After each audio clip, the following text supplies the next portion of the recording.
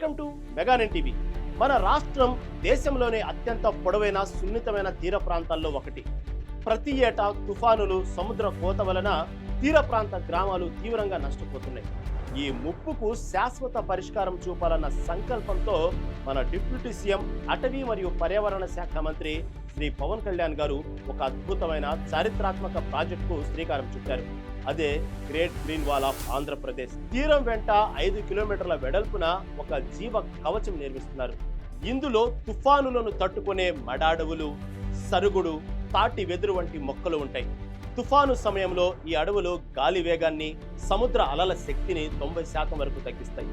సముద్ర కోతను అరికడతాయి, భూగర్భ జలాలను కాపాడతాయి. ఈ ఒక్క ప్రాజెక్టు 30 లక్షల మంది ప్రజలకు రక్షణ, మత్స్యకారులకు జీవనోపాధి, జీవ వైవిధ్యానికి ఊపిరి. ఇది మన తర్వాతి తరాలకు మనమిచ్చే గొప్ప ఆస్తి. అభివృద్ధి దిశగా అడుగులు వేస్తూ పర్యావరణంపై తనకున్న ప్రేమను, ప్రజలపై ఉన్న బాధ్యతను చాటుకుంటున్నారు జనసేనాని శ్రీ పవన్ కళ్యాణ్.